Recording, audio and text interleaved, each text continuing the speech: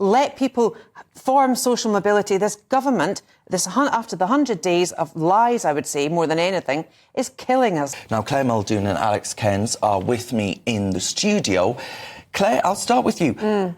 That point there is quite extraordinary. 14 years, maybe they just never expected to get into government this soon. They thought Boris Johnson might be around a wee while. Is it fair to say that they're sort of flailing in the wind and making it up as they go along? Well, I would say, yes, they're flailing. I would say this is an utter omnishambles of an administration.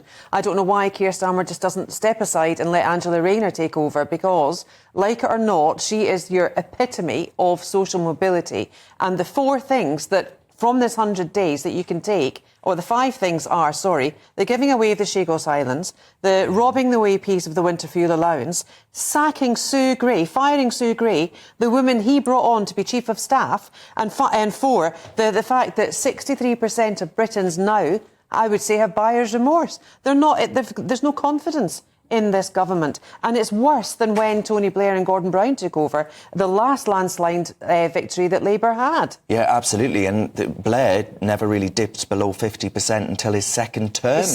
And there was also I think there might have been more scrutiny, actually, between Gordon Brown's set and Tony Blair's set. And I think the TBGBs, as they were known as. And I think having that level of scrutiny almost would actually help Starmer, because at the moment, Rachel Reeves is running the country. Everyone's focused on the money. Yeah. Alex, are you someone that is suffering from regret?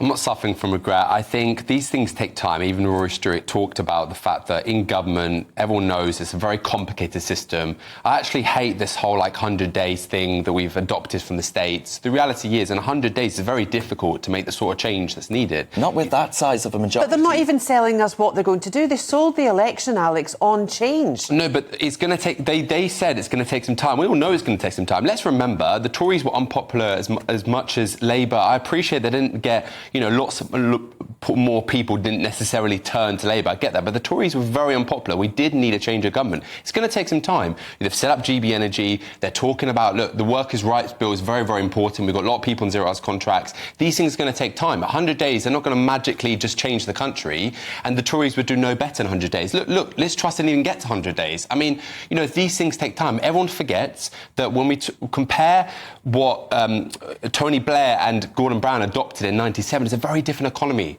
And you know that as well. Where are you at on that, Claire, the workers' rights stuff? Because the polling suggests that most people on zero-hours contracts quite like them for the flexibility. No, I've always said, if you're going to build a society and build communities and build families, you need to get rid of the zero-hour contracts. It does help and facilitate some people, especially students, if they are working away from home and if they're learning away from home. However, there is much more to this bill that was actually going to cost small and medium businesses.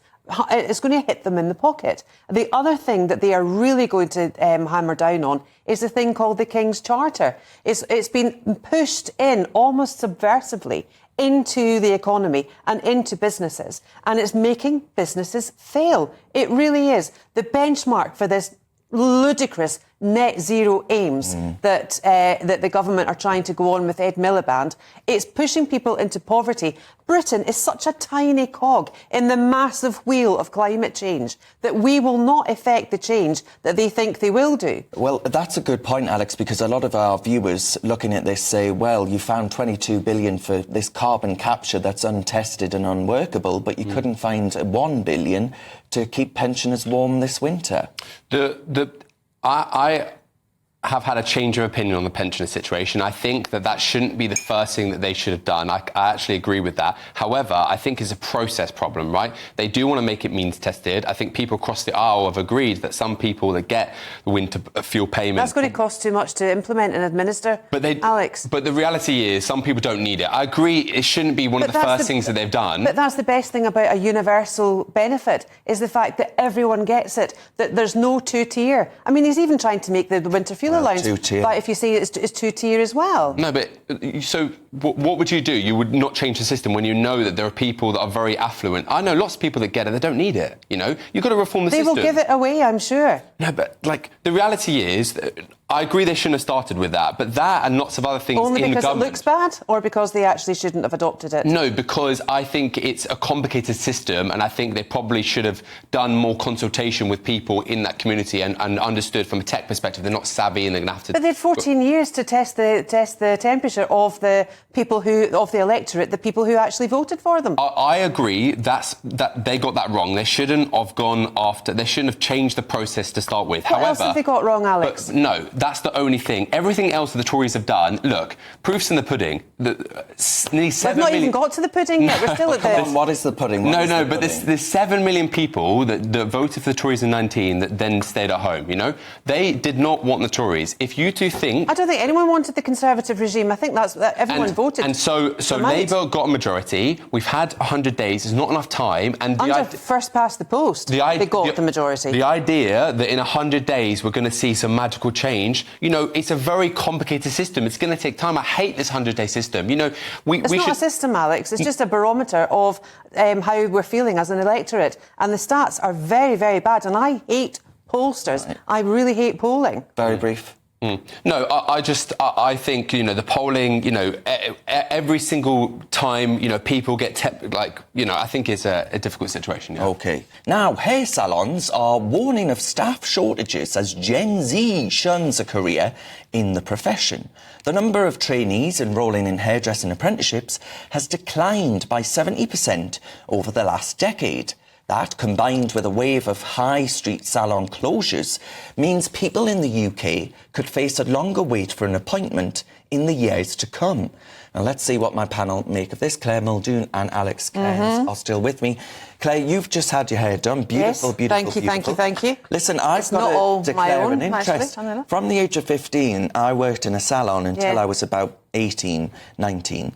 And it was great because it gave me confidence, right? It meant that I had to learn to deal with people and actually, you know, there is nothing more personal than your hair. Exactly. So I found it a great stepping stone in life for me, and I did qualify and all the rest of it. Did you? I did, yeah, very much so. And I get a lot of people online, Claire, saying, oh, you must be thick because you did that when you were 15 and all the rest of it. Is it the status of hairdressing? People look down on it. Is that what's putting people off? That's apparently one of these reports that's been generated. That's what the head of the hairdressing conglomerate has actually said, because people are starting to look down on it, like for apprenticeships in general as well. And it's really sad. What we've seen is barber shops increase, nail bars increase, beauticians increase, but hairdressing. And I actually think it's because a lot of the small independents have been bought over by larger groups. There are loads of them. You see them in every high street, every shopping centre. There'll be a hair salon that's not an independent. I think that's the key. And it's really, really sad. And I was sorry, forgive me for laughing, but I did laugh when you were reading that out, because a wave, we used to buy in the 70s and the 80s, used to actually go into hairdressers and get a wave, and you were saying wave bye-bye. Yeah. And it's already died. So there's so many, there's a lot of wordplay here. We can actually have some fun if we tease it out a wee bit. Well done. James has commented saying Turkish barbers have no staffing problems at all. Well, that's an entirely different question. I wonder if they've got tax problems. Cash problems. Alex, the problem here is people looking down on that. But do you not blame Tony Blair for encouraging far too many young people to go get useless Mickey Mouse degrees? No, I don't blame Tony Blair, Darren.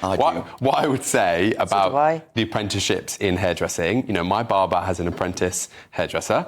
It's not that well paid. A lot of people looking at careers and professions want to change, you know, they want to do something where they can earn lots of money. You know, the glass ceiling on a hairdresser, unless you start your own barbershop, is about 25k, you know, at best. So people want a better profession. You know, it's the same in lots of sectors. If you're not going to pay them that well, they're going to go and do something else, aren't they? I don't know about how you lads get your hair done, but an awful lot of, I only know this because my son's 20, they do their own hairs. They do each other's. They look horrific, but they still do them. But when Tom was living at home, when he sent it up to the independent barber in Chiswick, Big Jim's, it would be 20 quid, 24 quid to get it done. Jules has commented, and Jules says, I trained as a hairdresser in the 70s. I did a 3-year apprenticeship and 2 years as an improver, and apprentices did all the cleaning as well as washing hair. Nothing's changed, I tell you that, Jules. It was hard work in those days and not much money, Jules concludes. That's still the case, still very much the case.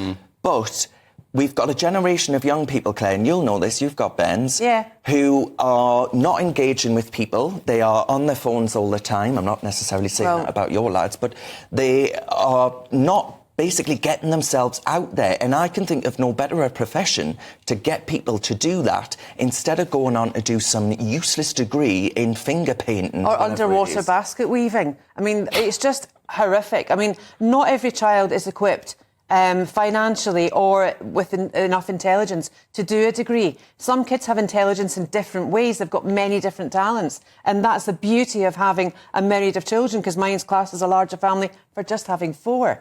But it's essential that children get out to work as soon as they can. They get their national insurance number at 16 for a reason, because you can work at 16. Go and do it. If it's babysitting, if it's learning, or even if it's sweeping up the hair of hairdressers on a Saturday. Saturday jobs, where have they gone? Yeah, I loved mine. Alex, the question I guess I would put to you is that on the point of there being far too many degrees and all that other stuff, do you think there has been enough of a push to get people into apprenticeships? Is it just the fact that people aren't aware of them because perhaps careers advice in schools and all these other things are not talking about these routes into professions?